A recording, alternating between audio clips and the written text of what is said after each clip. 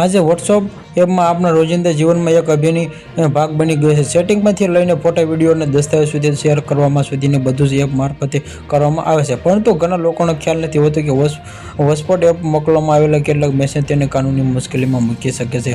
મજાક, ગુસ્સા અથવા કે વિચાર્યા વગર મોકલાયેલા મેસેજને તેને પોલીસમાં રડારમાં લાવી શકે છે। વોટ્સએપ પરથી મોટાભાગની કાનૂની કાર્યો મોટા સમાચાર ફેલાવવામાં કે ચર્ચા કરવામાં આવે છે, જે ચકાસાયેલ ન હોય તેવી અફવાઓ, નકલી સમાચાર અથવા કે ફટાકાઓ માહિતી ફોરવર્ડ કરવી સાયબરમાં ક્રાઇમ ગણી શકાય છે। કે ઘણા કિસ્સાઓમાં ફક્ત ફોરવર્ડ કરેલા મેસેજ શેર કરવાના બદલે પણ લોકો પૂછપરછ કરવામાં આવી, કારણ કે કાયદો તેમની માહિતીના પ્રસારનો ભાગ માને છે। કે ધમકીને ભરેલા, અપમાનજનક અથવા ડરાવના મેસેજ મોકલવા ફક્ત ઓનલાઈન કૃત્યની આવા મેસેજ ભારતીય કાયદાની હેઠળ ગુનો ગણી વોટ્સએપમાં સ્ટેટસમાં ઉપયોગ કરવામાં આવે તરીકે, જેમાં તેથી ખાનગી વ્યક્તિઓ વિશેની આત્મસંતુષ્ટ બને છે। કોઈ પણ અશ્લીલ વિડીયો કે ફોટો અથવા વિડીયો ગેરકાયદેસર સામગ્રી મોકલે અથવા કે શેર કરીને ગંભીર ગુનામાં આવેલા હોય છે, કે ખાસ કરીને તેમના સભ્યોનો સમાવેશ થાય છે। ગંભીર રીતે સજામાં લોકોને વિચાર્યા વગર આ વિડીયો મોકલે છે, પાછળની ગંભીર સમસ્યા બની જાય છે। લોટરી ઇનામો, મફત રિચાર્જ અથવા કે નકલી રોકાણ યોજનામાં સંબંધિત મેસેજ મોકલવા અથવા તેમાંની પ્રસાર કરવામાં ગુનો ગણી અને તમારા મેસેજના કારણે છેતરપિંડીનો ભોગ બને છે।